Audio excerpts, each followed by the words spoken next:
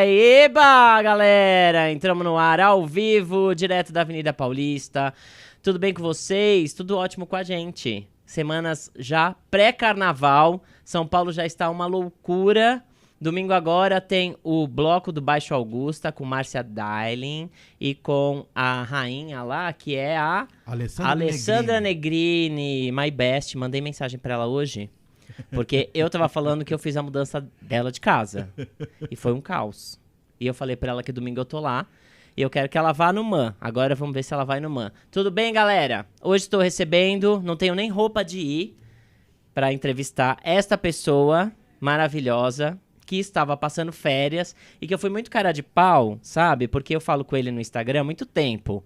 Porque eu tentei ir num prêmio dele, aí não me convidavam, aí não me deixaram entrar. Aí depois eu falei, não, agora eu vou conseguir. Aí finalmente eu consegui. Espera sempre alcança. Eu consegui ir ao prêmio, um prêmio maravilhoso, ver o pessoal, ver a homenagem que você fez, a abertura que você deu pra Márcia, para a Marília Gabriela, foi lindo.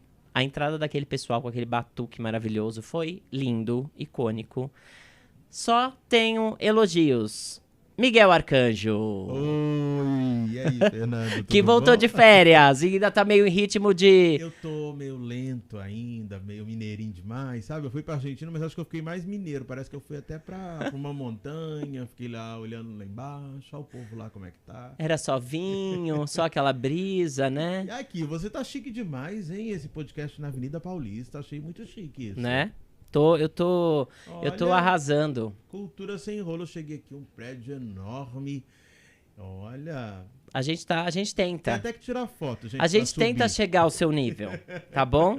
Tá? A gente tenta. Miguel, eu queria começar com você contando um pouco sobre a sua jornada pro mundo cultural. Se quando você tava ali, o que a gente fala sempre? A gente tenta inspirar a galera pra atuar no segmento cultural.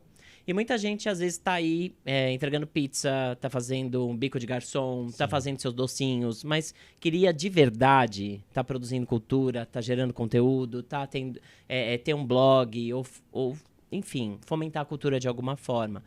E a ideia sempre é mostrar para as pessoas que, muitas vezes, a gente percorre outros caminhos até chegar nesse cenário que é o que a gente queria. Com certeza. E eu queria entender como foi com você. Bom, a minha ligação com a cultura vem de muito cedo, mas muito cedo mesmo, porque eu venho de uma família que estava muito ligada à cultura lá em Belo Horizonte, né? A minha avó paterna, Dona Neida Maria da Silva Oliveira, a mãe Gigi, ela fundou o primeiro afoxé lá de Belo Horizonte, de Minas Gerais, o afoxé Eleodara, no comecinho dos anos 80. Ela era fãzíssima do Gilberto Gil, era amiga dele, o Gilberto Gil foi o padrinho. E o meu pai e minhas tias eram bailarinos também. Eles dançavam. Então, logo quando eu nasci, minha mãe sempre gostou de ler, sempre gostou de consumir cultura, mas não exercia assim, a cultura como profissão. Mas a minha avó, sim, meu pai e minhas tias. Quando eu nasci, meu pai e minhas tias estavam fazendo um espetáculo lá em Belo Horizonte que se chamou Aleijadinho. Um anjo de asa feridas habitou entre nós. Era como se fosse hoje em dia um grande musical, né? Contando a vida do Aleijadinho, que foi o escultor das igrejas de Minas Gerais, né? Do barroco mineiro. E que tem uma polêmica também, Aleijadinho, porque não sabem se ao certo tudo que dizem que era dele, ou se Exato. várias pessoas assumiram essa identidade. Exato, eu não vou entrar muito nessa polêmica, não, mas o fato Já começamos bem. que, ainda mais que eu sou mineiro, eu não posso brigar com o meu estado. O fato é que aí precisava de um bebê pra ser o Aleijadinho, e eu era recém-nascido, assim, eu tava com 6, 7 meses. E aí falaram, aí tem que a cena do nascimento. Aí Foi meu pro pai palco. falou, leva o Miguel. Porque precisava, né? Porque o Aleijadinho, ele era mestiço, né? De negro com branco. E eu já era o bebê com a cara do Aleijadinho. E assim foi, eu estreiei no teatro com 7 meses de idade. Nos anos 2000. Não, 80 e poucos. Eu e a Bibi Ferreira, que também estreou no palco com 7 meses. Eu e ela estreamos juntos, assim, cada um na sua década. E aí, bom, fui criança, obviamente, desfilava no afoxé Sempre da minha nesse avó. universo. Minha avó tinha um afoxé, que era um bloco afro, então sempre um universo cultural muito grande. Depois meu pai e meus tios tiveram uma banda que se chamou Axé Ilê, era uma banda de percussão inspirada no Olodum, e abriu muitos shows, da Timbalada, enfim. Minha tia foi cantora, a minha tia Leide, hoje ela é uma chefe de cozinha maravilhosa lá em Belo Horizonte. E eu sempre tive ali na cultura, sabe? Você sabe que uma coisa que tá me chamando a atenção, de você falar os nomes e das coisas que a sua família se envolvia, era que eles colocavam o protagonismo negro em evidência, Sim. né? E que muitas pessoas, mesmo negras, Sim. perderam muito o caminho e retomaram o caminho agora com o boom verdade. Pra mim sempre foi isso tudo que aconteceu agora, de falar de racismo, dos de movimentos. falar do movimento negro, eu vivi na minha infância, na minha vida, de uma forma muito natural. As minhas tias, por exemplo, elas foram as primeiras mulheres negras a trançarem o cabelo em Belo Horizonte.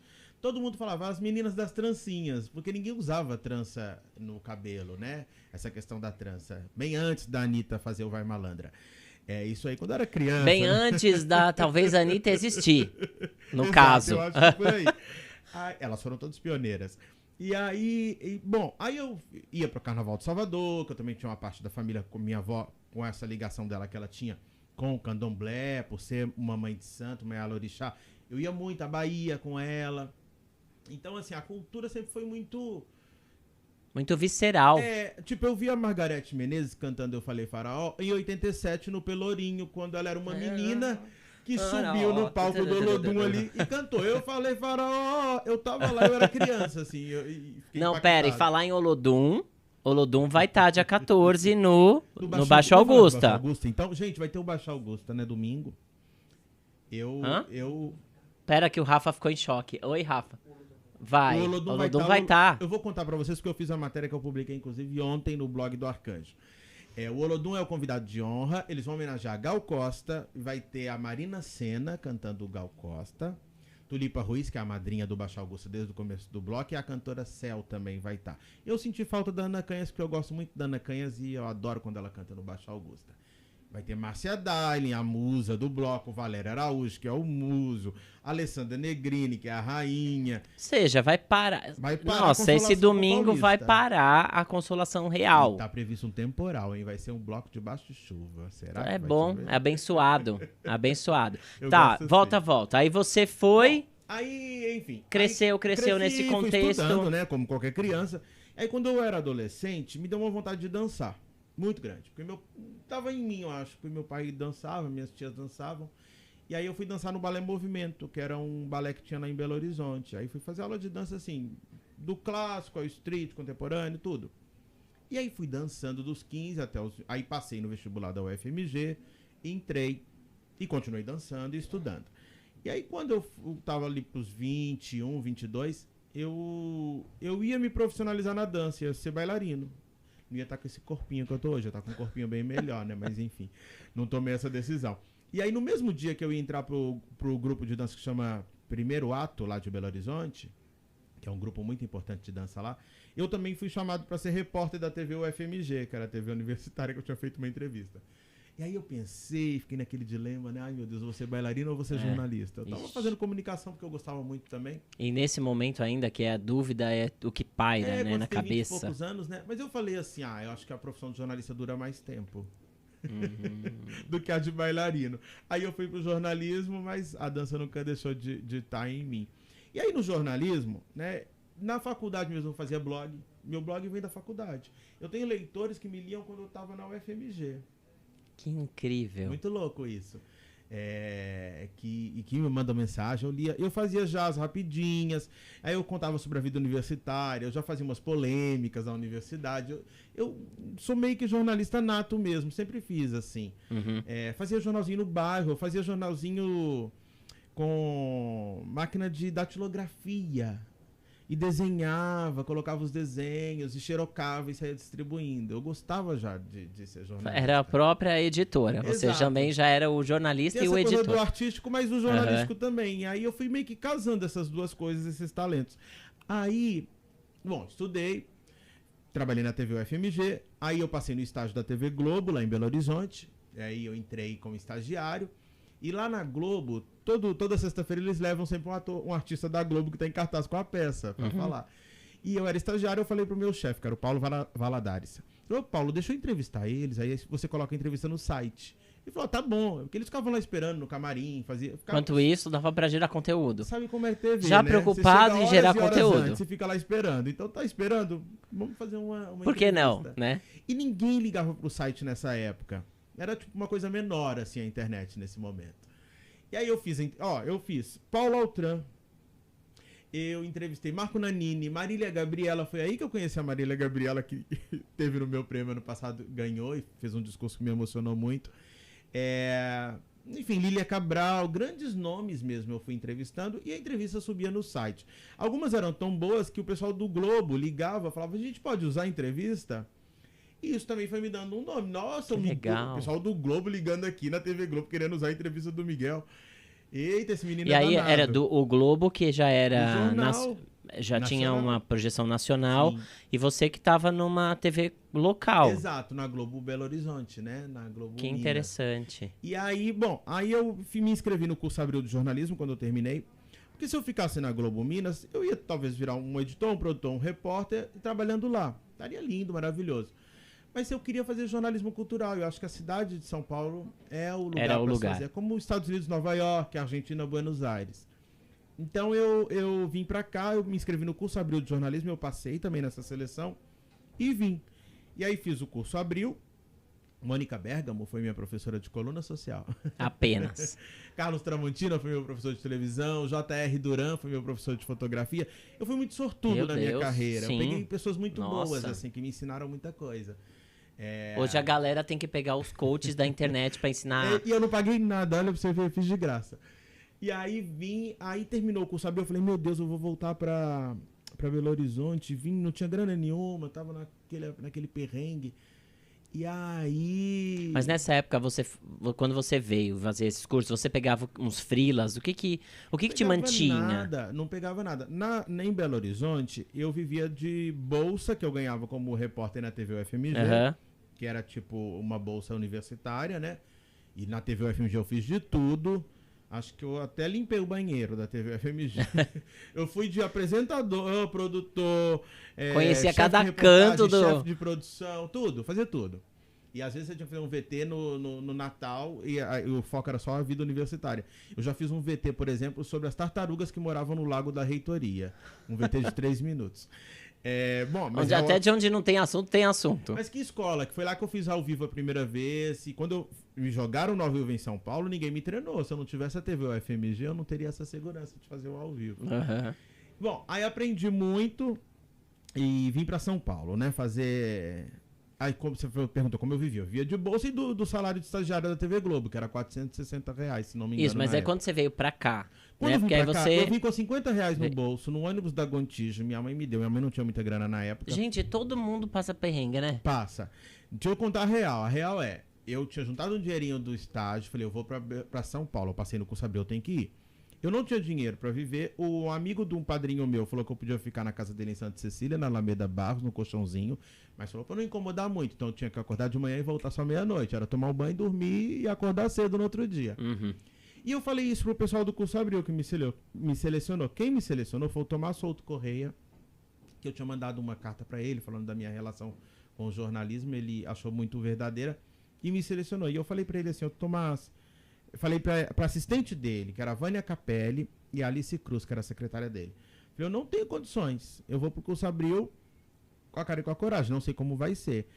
Então eu tinha dinheiro pra pagar a passagem da Alameda Barros lá pra Pinheiros, pra Editora Abril, e elas me falaram, não, a gente vai te dar fichinha pra você almoçar e jantar no restaurante da Abril. Ufa.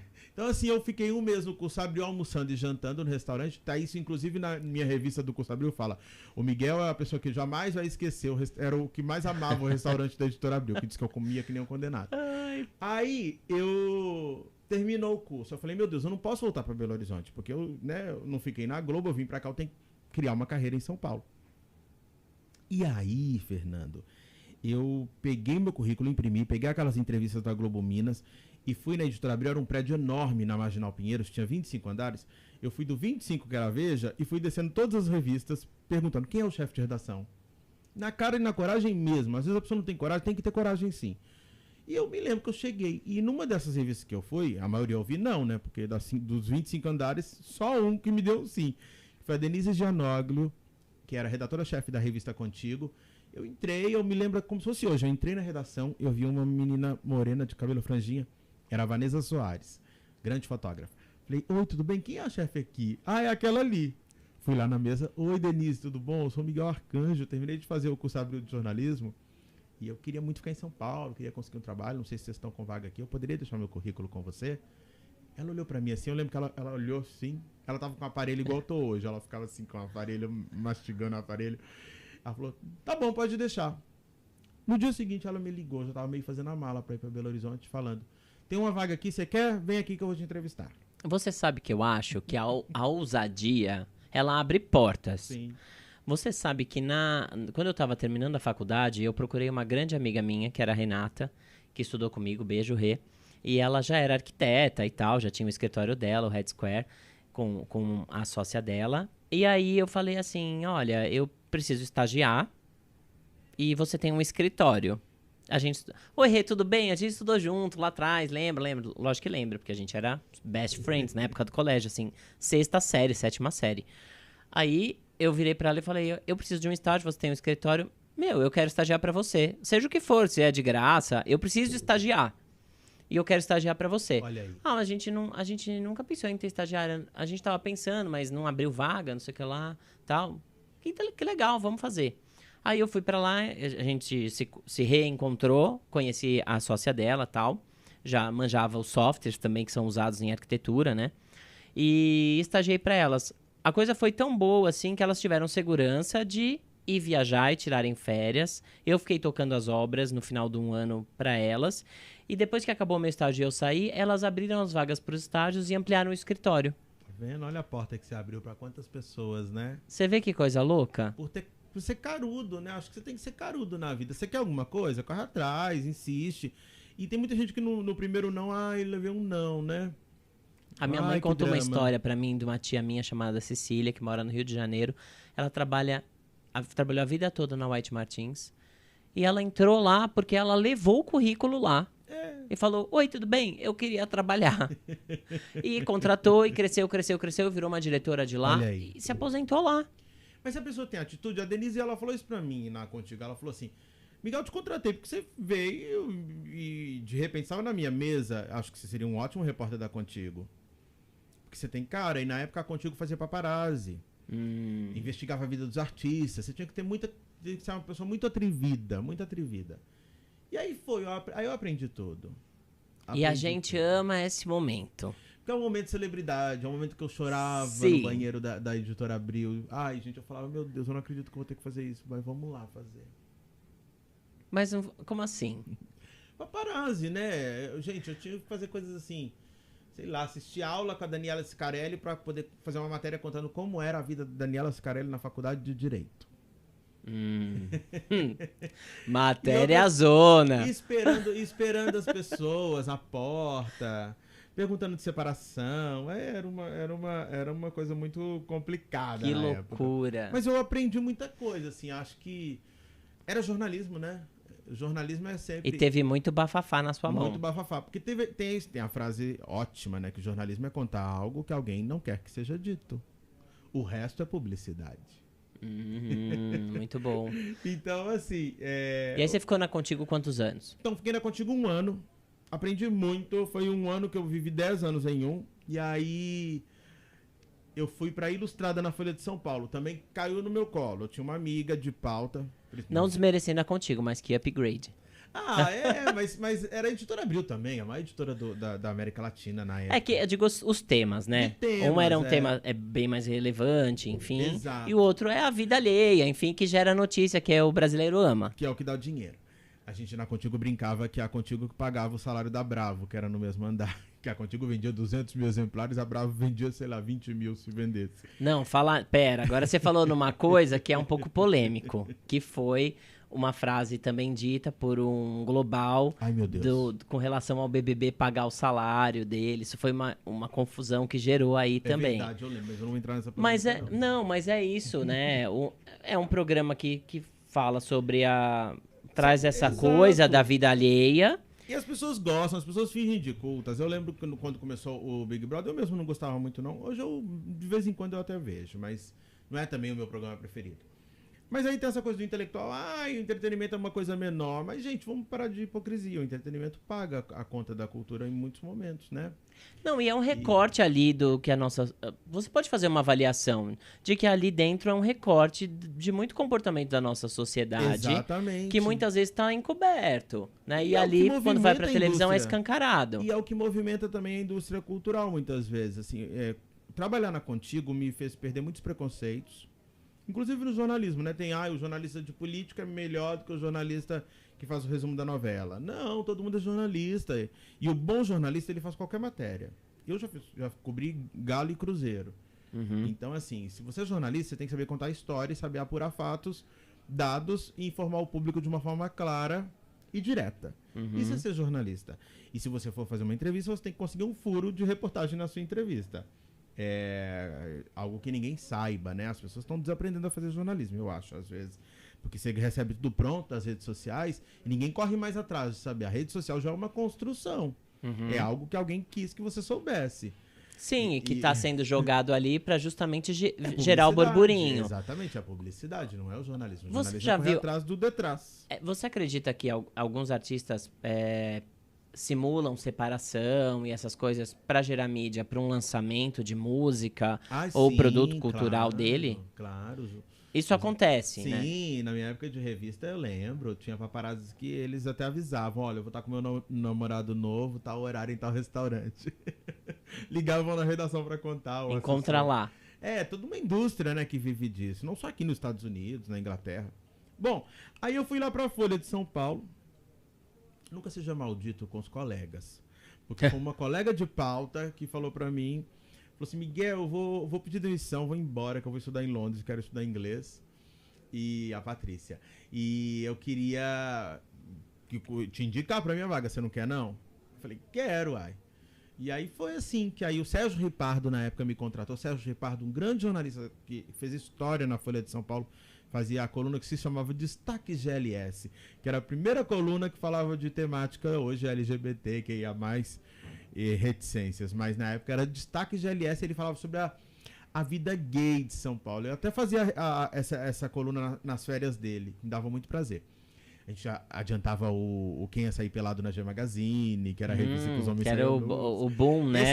Essa era a notícia mais assim. Eu fui pra Ilustrada e aí logo eu fui pra Folha Online, que a Folha tava começando a fazer internet e os jornalistas mais jovens estavam na Folha Online. E aí em pouco tempo eu fiz muita matéria, muito furo, e eu era o repórter que dava mais audiência na Folha Online, que tinha um ranking de audiência. Era eu e mais 2 repórteres, o Diógenes e o Felipe Maia e o Diógenes Muniz. E que momento que começou a sua conexão com Fabiola a Venenosa? Nessa época, a Fabiola já tinha a coluna Zapping, que era no Jornal Agora. Que é uma maravilhosa, gente. Eu era o repórter que tinha mais audiência, mas quem tinha mais audiência era a Fabiola, a coluna Zapping. E aí, eu fiquei cobrindo televisão e teatro, porque eu já gostava de teatro desde a infância, enfim, comecei a cobrir teatro também ali na Folha Online. Na Contigo eu também cobri teatro, porque eu gostava. E aí eu pedi pra fazer uma coluna de teatro e eu virei crítico de teatro da Contigo. Na Contigo que eu virei crítico. Eram 2 páginas que eram minhas, a página de teatro na Contigo. E aí na Folha, teve umas mudanças, o jornal sempre tem mudança, troca chefe, enfim. E aí me colocaram, a minha chefe nova queria me colocar pra cobrir artes visuais, inclusive a sua área. E eu não queria, eu falava, não é muito a minha pegada, eu sou mais de cobrir televisão e teatro, não quero cobrir artes visuais, não é o que eu fiz muita fonte já, é um cenário que eu vou ter que desbravar do zero, e eu já construí meio que uma trajetória aí, e não sei se me dá tanto brilho no olho quanto o teatro e a televisão. E aí eu fui pedir pra sair da Ilustrada e ir pro jornal Agora. Eu fui lá no Agora, desci, que era no porão da Folha, eu falei, vocês têm vaga aí? Aí a Cleide Floresta, que era editora, falou, tem, se quiser vir, a gente consegue uma vaga pra você. E aí fui entrevistado pelo Toninho, hoje ele tá na ISPM, coordenando o curso de jornalismo, e o Luiz Duarte. E fui pro Agora, eles deixaram eu ir pro Agora. E no Agora eu fui cobrir televisão e teatro. Então, assim, todo mundo falava, mas você vai sair da Ilustrada pra ir pro Agora, que era o jornal pobre, né? A Folha era o jornal rica e o Agora era o jornal pobre, né? Mas tinha a ver com essa trajetória que você estava se consolidando, né? E aí eu fui trabalhar com a Fabiola Hypert, que fazia a coluna lá, o Odaí Del Pozo fazia a coluna, aliás, a Fabiola fazia o Zapping. É. E o Odaí Delposo fazia Olá. E eu fazia as férias com eles. Aí eu aprendi muito com grandes jornalistas, sabe? Eles eram muito divertidos, assim, trabalhar com a Fabiola. Fiquei no Agora um ano, e aí toca o telefone. Antônio Guerreiro, nunca brigue com os colegas na pauta. Aí a dica. Guerreiro era repórter da Gazeta, do Giro do Guerreiro, que era um programa de variedades. A gente fazia muita pauta junto na noite. E o Guerreiro convidou a Fabiola e eu para ir pra Record criar um site novo, que seria o site da Record, que era o R7. E aí o Guerreiro foi contratado pela Record, pelo Douglas Tavolaro na época, que era o vice-presidente de jornalismo, e levou a gente com um salário assim, ele duplicou o nosso salário que a gente ganhava na Folha. Não tinha como falar não, era uma proposta assim. Entendi. Você ia. Gente, se vocês tiverem... Eu não sei em que câmera que vocês estão. Se vocês estão nessa câmera que eu tô falando com vocês. Se vocês estão na câmera do Miguel. Ou se vocês estão na câmera frontal onde vê nós dois. Mas se a câmera ficou parada é porque o Rafa sumiu. Eu não sei o que aconteceu com o Rafa. Ele foi abduzido. Acho que ele não gostou do papo. Mas a gente segue aqui, tá? Porque eu não sei o que vocês estão assistindo. Mas eu sei que vocês estão assistindo a gente, tá? Eu queria saber que momento, então. Porque você falou assim pra mim que o blog... Você já tinha essa vontade desde a época da faculdade, você já começava a escrever, já começou a escrever. E o blog do Arcanjo tem esse registro desde esse momento? Ou você se dedica para essas pautas em um outro momento e aí você começa a escrever com afinco? Tá. Então, no R7 eu era editor de famosos de TV e cultura. Então, editor, né, da área de entretenimento. Então, eu comandava uma equipe, que era uma equipe grande, já de repórteres, estagiários. Mas eu queria escrever de novo esse Miguel da faculdade, sabe? Ter um lugar que eu pudesse escrever o que eu queria. Porque, como o R7 é um portal popular, a gente tinha que fazer muita celebridade, muita coisa que dava um clique, né? E eu queria falar do teatro, que não dá clique, né? É igual a celebridade. E aí fui na sala do Guerreiro, falei, ô Guerreiro, você não deixa eu fazer um blog não pra falar de teatro, de cultura? E ele falou, pode. Todas as vezes que eu pedi pra fazer alguma coisa, você deu a deixaram. ideia. Mas sempre foi assim. Desde que você não deixe de fazer o que você tem que fazer, faz o resto. Se vai agregar trabalho pra você, ok. Só não deixe de cumprir a... Exatamente. Sua meta de audiência vai ser a mesma todo mês. Guerreiro tá na Record. Hoje em dia é o vice-presidente de jornalismo da Record. Um querido, porque me deu uma oportunidade muito grande, assim. E a Record me deu muita visibilidade de televisão, né? De estar na televisão, eu fazia Fala Brasil, eu fazia o Hoje em Dia com a Cris, que tava lá ainda, Cris Flores. Cris Flores, que agora é do SBT. A Cris foi minha editora na Contigo, quando eu tava começando. A Cris era... Ela também era dos bastidores. Ela era de impresso. E aí ela foi fazer o Tudo a Ver, que era um programa do Paulo Henrique Amorim, que levou 3 colunistas, que era a Ana Hickman de moda, o Edu Guedes, culinário, e a Cris Flores. Eu lembro quando lançou esse programa. Lembra a Cris de óculos? Ela saía da redação porque ela tinha que correr com o programa às 6 da tarde, curtinho. Ela era bem alinhadinha. Ela assim. Era jornalista de muito texto, legal. Né? Ela não era de televisão ainda. Então, assim, a Cris... Aí eu fui pro Hoje em Dia, porque eu conhecia já a Cris. Fiz Hoje em Dia há muito tempo, entrevistei o pessoal que sai da Fazenda, né? Fazer aquela pergunta maldita, né? Gretchen, fala a verdade, você detesta fulano de tal? Fiz aquela Máquina da Verdade com a Ana Hickman também. Tem muitos memes da Gretchen que eu vejo, é do dia da Máquina da Verdade, que era eu e a Fabiola entrevistando.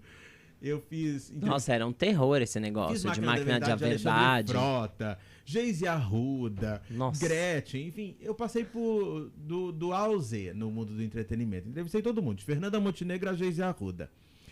E aí, essa era a minha Coitado, vida. você colocou a Geise Arruda no Z. Entendi. Não, pula essa parte. Tá, acho que a Geise tá no G. Eu adoro a Geise, inclusive a Geise tá... Eu tô citado na biografia dela, do Vestido Rosa, ela cita, e ela escreve assim: se um dia o Miguel Arcanjo e a Fabiola Hypes não quiserem mais falar de mim, aí eu vou me sentir muito triste.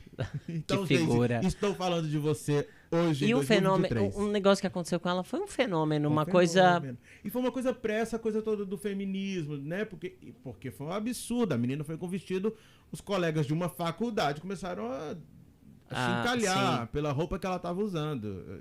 Hostilizar, né? Jovens, né? Eu lembro disso. Era meio bizarra a situação. Por isso que ela foi capa de todos os jornais. E ela soube reverter isso. Ela soube reverter e virar famosa. Enfim, e tá até hoje virar famosa. repórter. Eu acho que ela foi... Fazia entrevista, né? Faz entrevista. Hoje em dia ela já teve um quadro pra arrumar um namorado, já teve um quadro pra emagrecer. Às vezes ela vai se reinventando. Vai se reinventando. Bom, aí na Record, aí o Guerreiro me deu esse blog e eu comecei. O blog do Arcanjo, tal qual é hoje, há 10 anos atrás. Ele fez 10 anos, em 2012. E aí eu comecei ele falando de teatro e cultura, que era justamente o que eu não podia falar no Famosos de TV, né? E aí eu fui fazendo aos pouquinhos, fui indo entrevistar as pessoas de novo, olho no olho. Fiz uma parceria muito importante com o fotógrafo Bob Souza. No começo ele fazia o retrato Que do tá Bob. fazendo uma exposição. Eu vou convidar. Estamos com uma exposição Retratos Bob Souza na Livraria Cultura do Conjunto Nacional. Ai, que Fotos do maravilhoso. Bob Souza e curadoria minha, celebrando os 10 anos do blog do Arcanjo da Coluna, o Retrato do Quem Bob. falou comigo que Tá tava linda essa exposição lá foi o André Ascioli. André Ascioli, E aí eu querido. não consegui ainda ir. Ele é o gestor do Teatro Eva Rez e ele que convidou pra gente fazer a exposição lá. Pode ir, vai até o final de fevereiro e depois a exposição vai descer pro Conjunto Nacional, pra entrada lá embaixo. Ai, que legal. É uma coroação de um trabalho de 10 anos, né? Tá com uma exposição na maior livraria da América Latina, né? A Livraria Cultura. Bom, E aí e aí a parte cultural, você pediu ao Guerreiro que você pudesse abrir, você começou a fazer. Aí comecei a fazer. E aí fui fazendo direito e com verdade, com amor e com carinho, numa área que quase ninguém faz. E aí fui me destacando cada vez mais nessa área da cultura. E de repente o Miguel, repórter de celebridades, o Miguel, crítico e jornalista cultural, foi ficando maior. Foi muito natural. E chegou um momento que eu era muito mais um jornalista cultural e um crítico do que o repórter de celebridade, mais venenoso, mais com essa pegada. Chegou um momento que eu tive que tomar decisão, assim, ou eu ia para esse caminho de ser um jornalista de fofoca, de celebridade, talvez estivesse muito mais rico.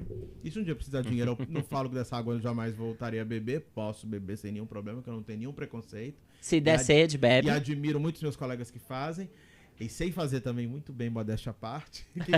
O Daniel Castro fala isso. O Daniel Castro fala comigo, Miguel, você sabe fazer celebridade como ninguém. Você dava uns títulos encapetadíssimos que nem parece que você chama Arcanjo. A Fabiola Herbert fala, você é Miguel Arcanjo, mas de anjo você não tem nada. É um arcanjo de outra esfera, talvez. Mas é que eu gosto da cultura, eu gosto também de ter essa relação com artistas de não do confronto, sabe? De ter que falar o lado B, o lado Z.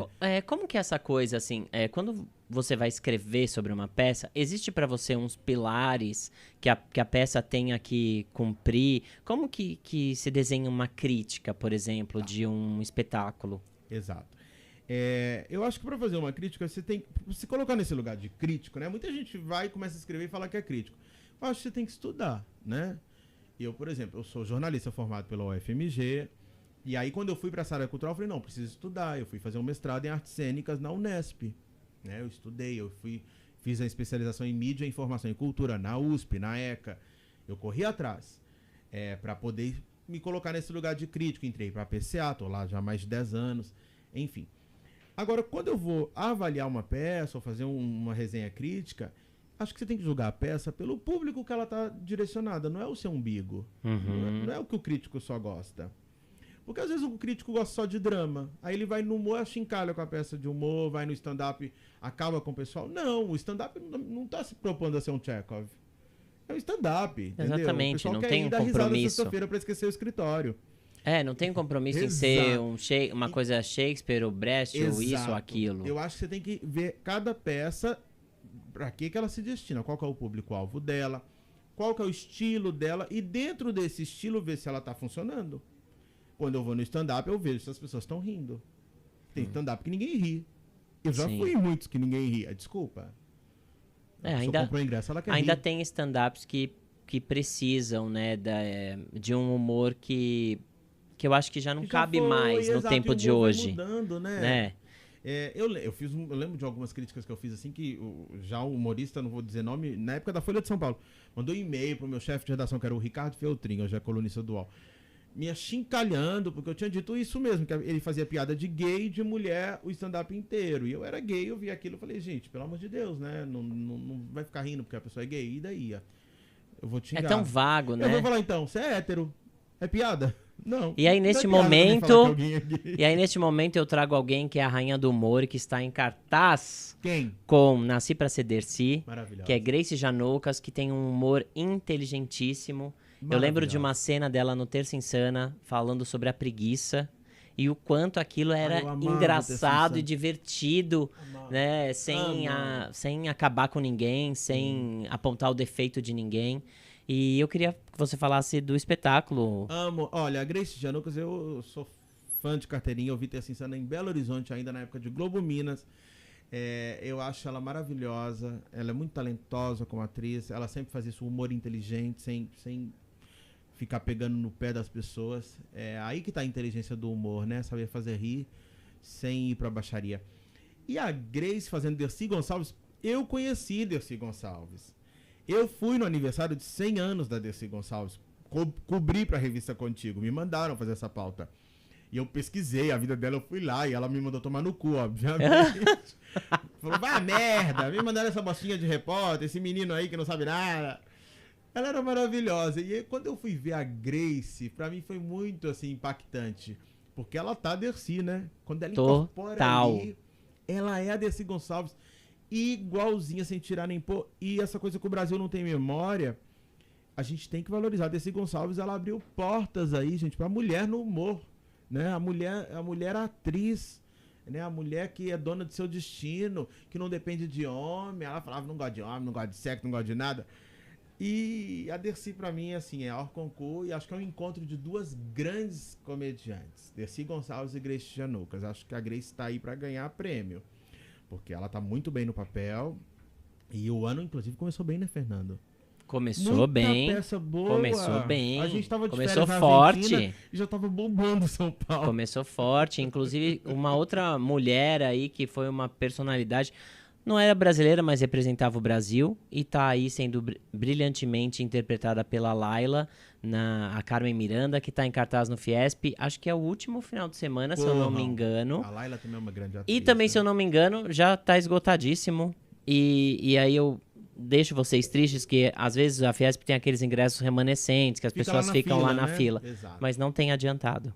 As pessoas que estão reservando no site estão comparecendo em peso e tomara que esse espetáculo siga, né? Acho que a Laila agora vai fazer no Rio de Janeiro a temporada de um outro espetáculo, que agora não vou lembrar o nome, eu sei que é com o Léo Majorim. Ela deve ir para o Rio.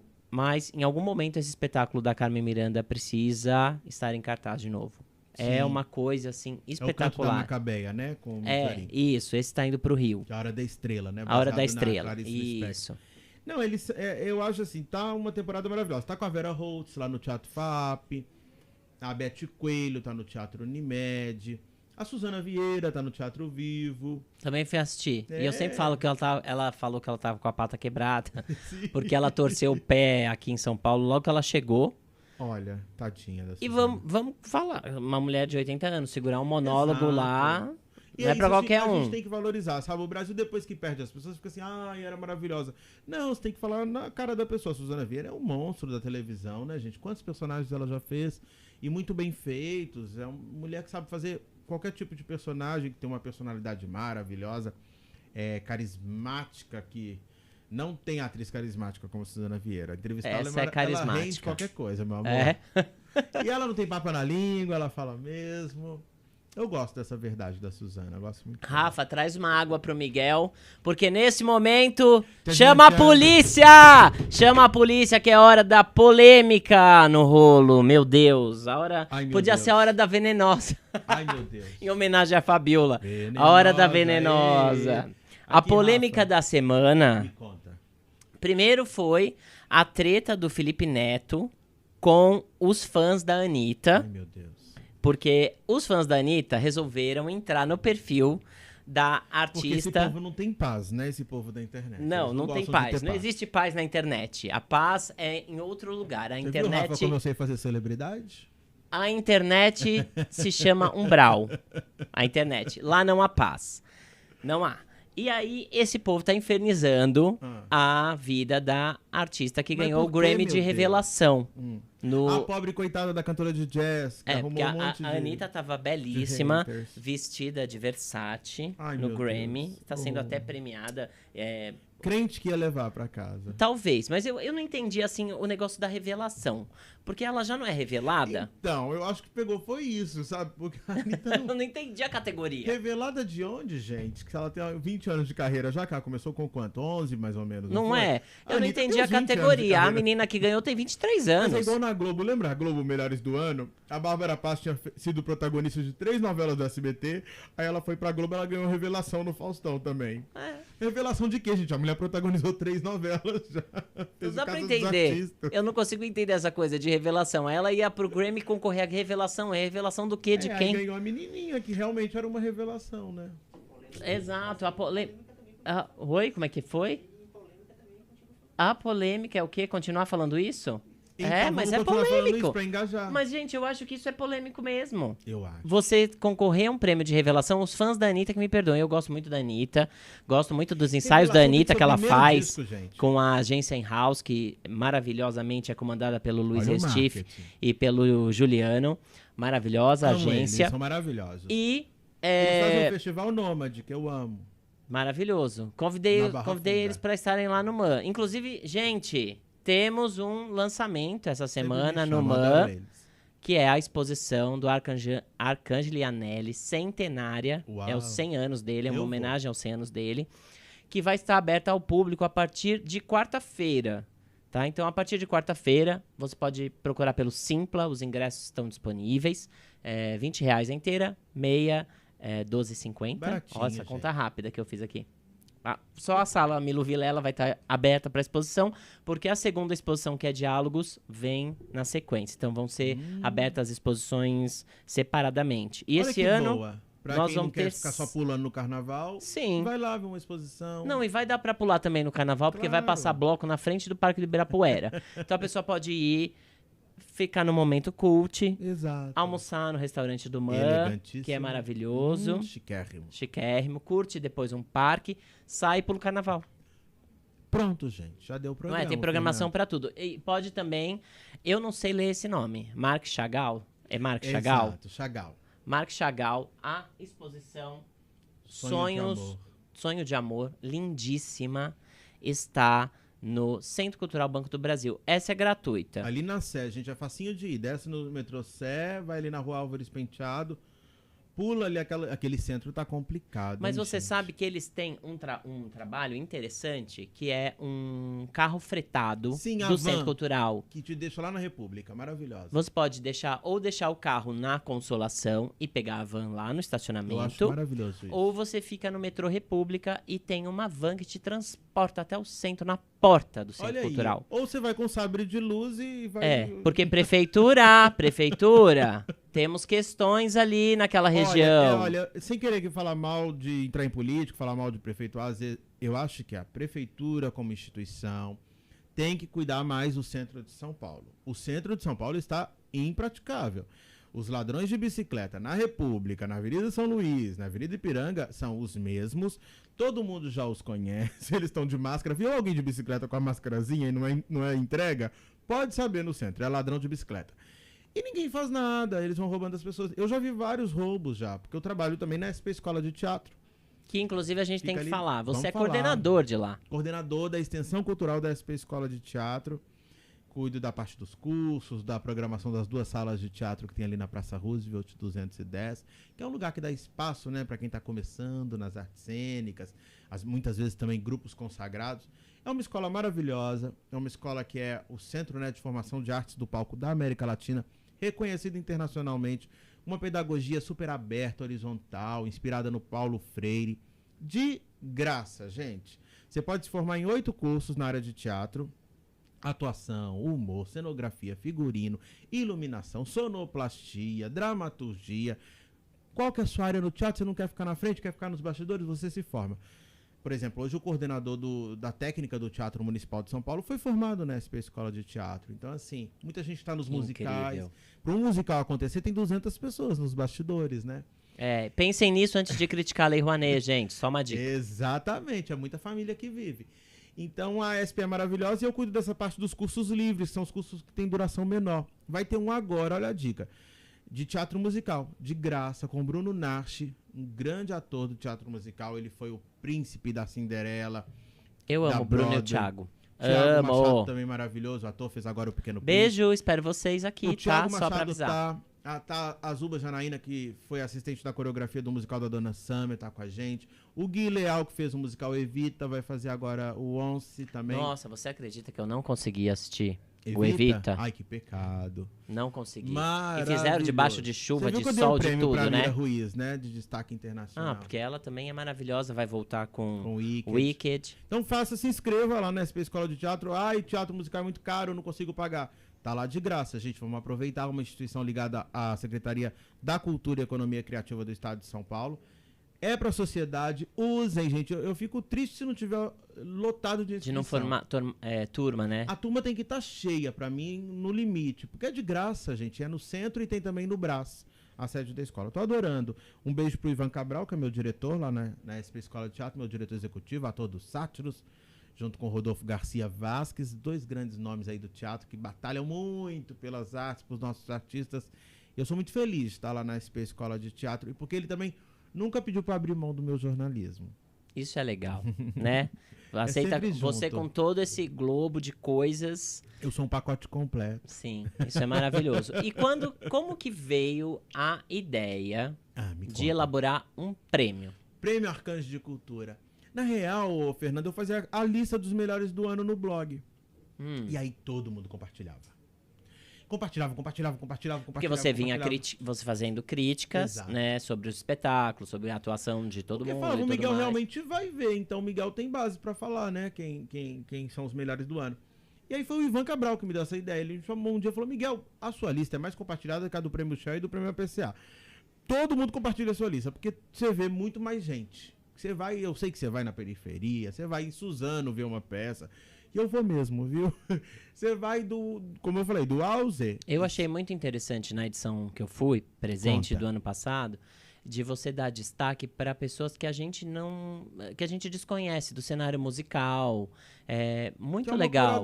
Eu passei a escutar no Spotify alguns artistas que eu desconhecia e vi se apresentando lá.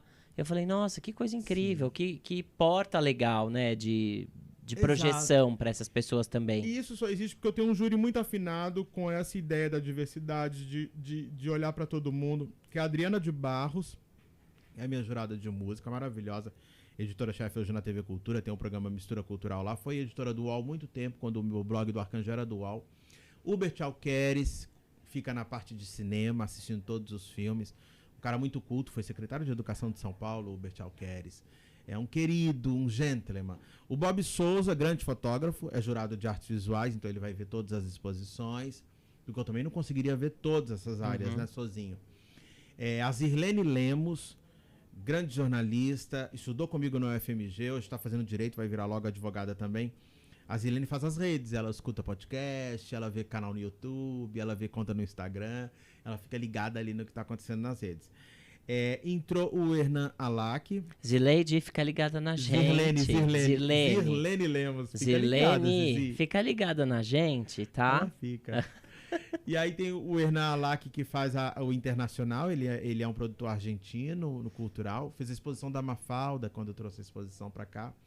E eu convidei ele pra ficar com esse olhar aí pro mundo, né? Pro Prêmio Arcanjo não ficar só no Brasil, mas um mundo que dialogue também com o Brasil de uma certa forma.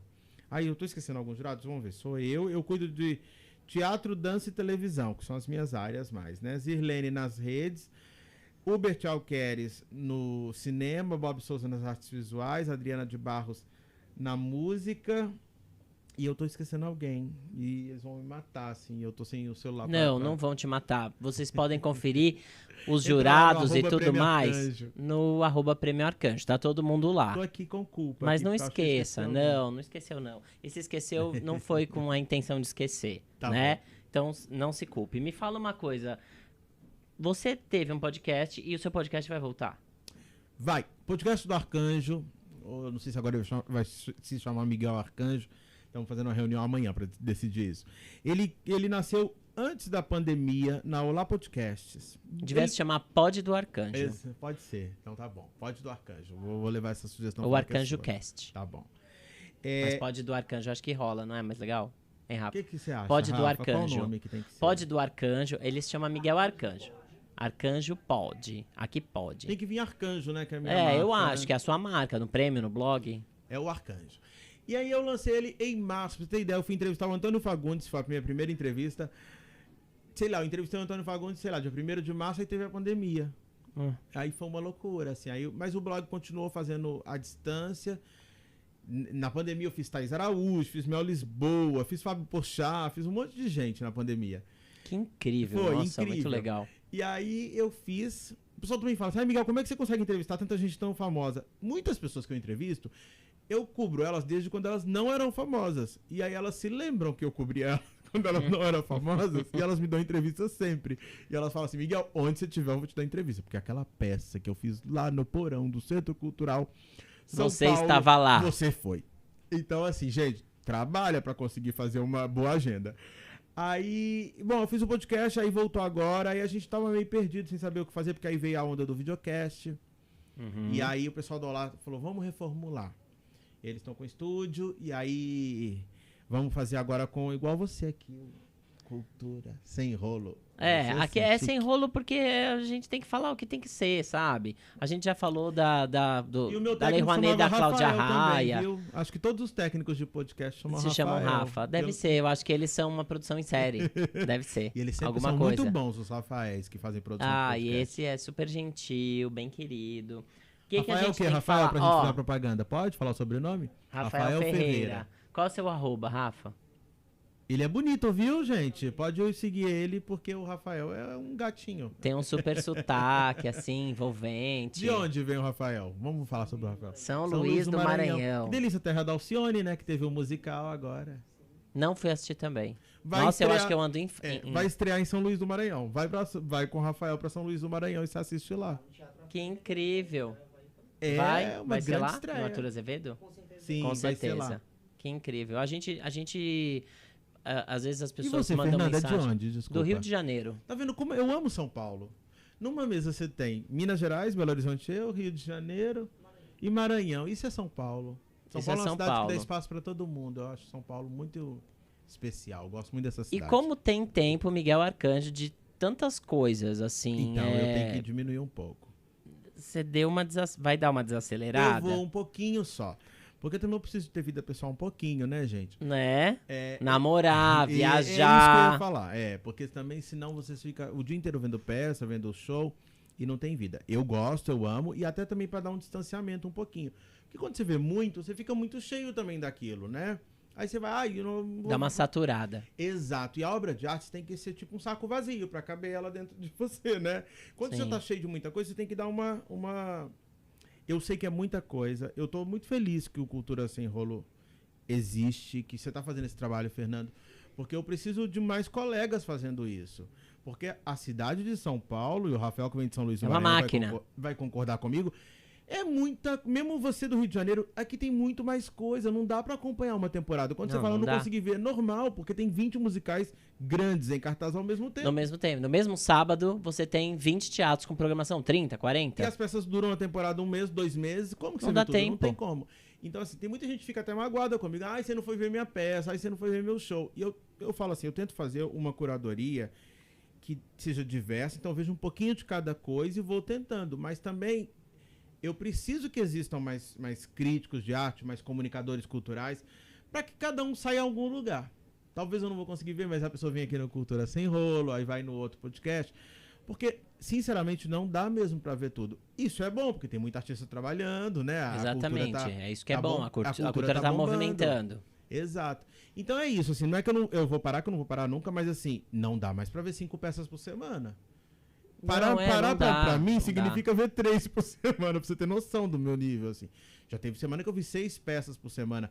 Aí depois eu não consigo nem escrever a crítica, como vai me embaralhando com a Não, outra. você acha que uma cena é da outra? Eu já aconteceu isso comigo. De chegar pra falar pra pessoa de uma peça e eu falar de uma cena que não é daquela peça, é de outra peça. Porque eu fui ver uma na sexta, uma no sábado e uma no domingo. Aí eu vou na segunda falar com alguém, aí eu falo, nossa, você tem que assistir aquela peça, tem uma cena que acontece tal. Aí a pessoa fala, mas é dessa peça mesmo? Aí você fala, nossa, não é. Eu lembro que na mesma semana eu fui assistir uma leitura dos Búzios e Amazonias. Uma tá em cada Sesc, uma tava, não sei se ainda tá, mas no Sesc Vila Mariana e outra no Sesc Pinheiros. E em algum momento eu acho que eu comecei a fundir as cenas. Sim, é normal, gente, porque quem é que, por exemplo, vai no cinema todo dia? Não, um passeio que você faz de vez em quando? Teatro também.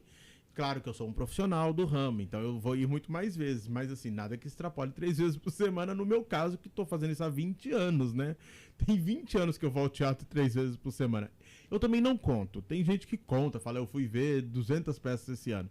Eu nem faço a conta pra não sofrer, porque eu vejo tanto que eu prefiro nem saber essa conta. Eu gosto de eu gosto de guardar os programas pros que imprimem, que muita gente hoje não traz, não faz o material. O que você faz com os programas de 20 anos? Eu tô com essa questão. Eu tenho muitas gavetas de programas que eu vou doar pra alguma biblioteca.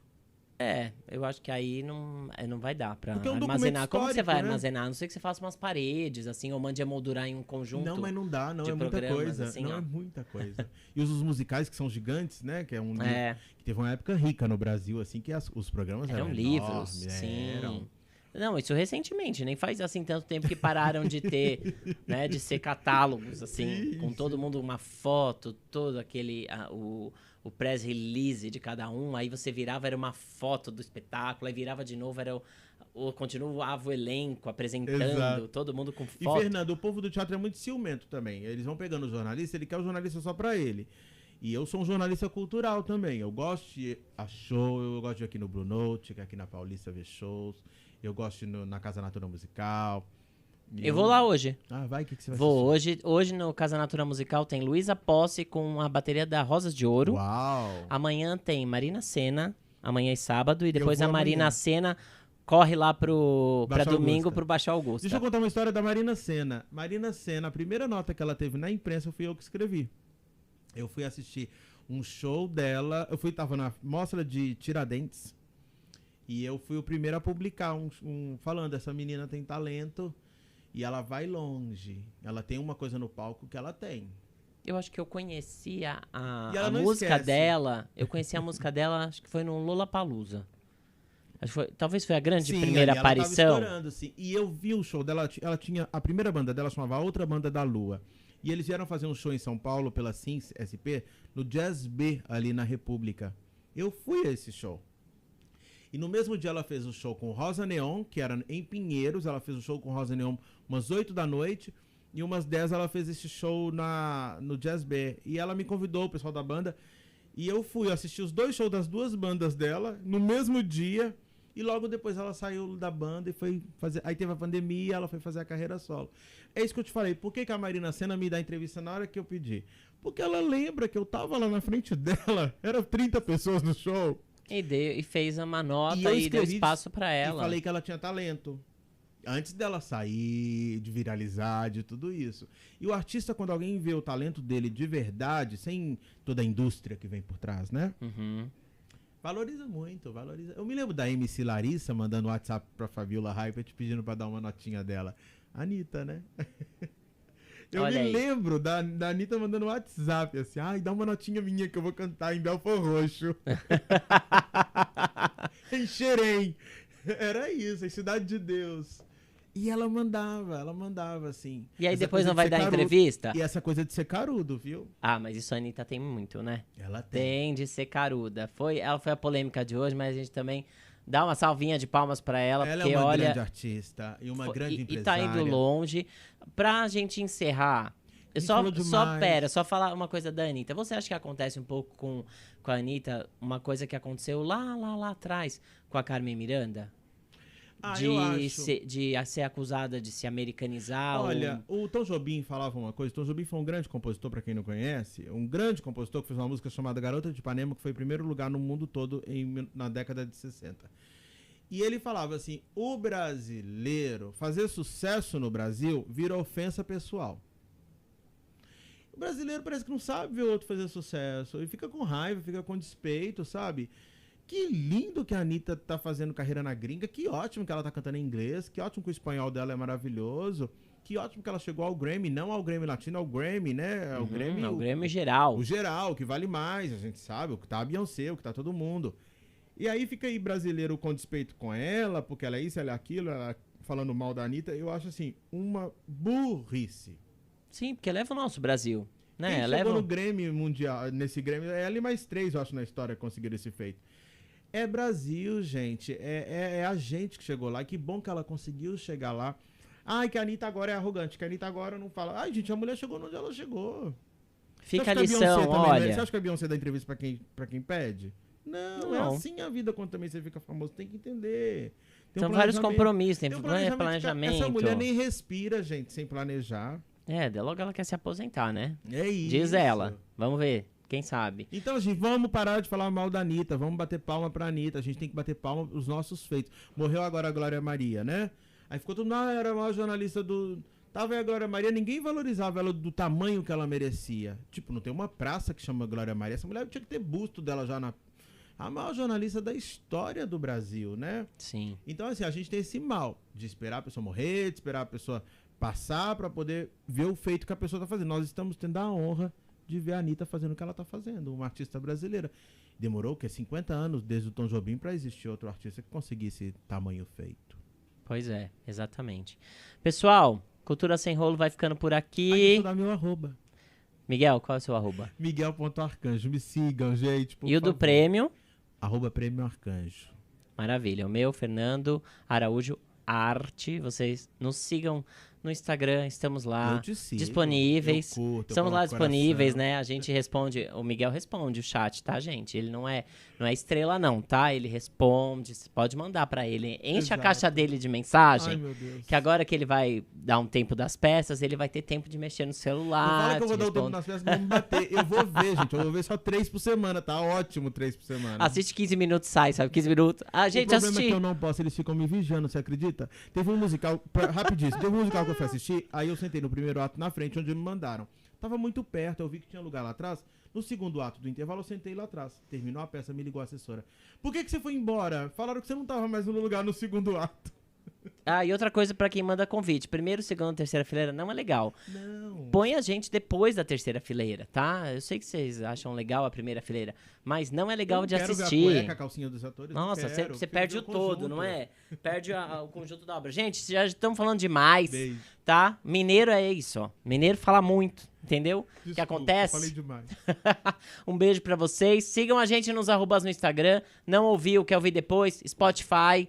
Vocês vão encontrar no Spotify, vão encontrar no Deezer e também aqui no YouTube, tá bom? Espalha Beijos! pras amigas. Espalha pras amigas. Manda tudo pra todo mundo. Espero vocês no domingo, lá no Baixa Carnaval. Augusta, eu vou Baixa tá lá no Augusta. trio elétrico, lá no alto. eu vou tá Bora, lá. todo mundo. Beijo! Tchau, gente.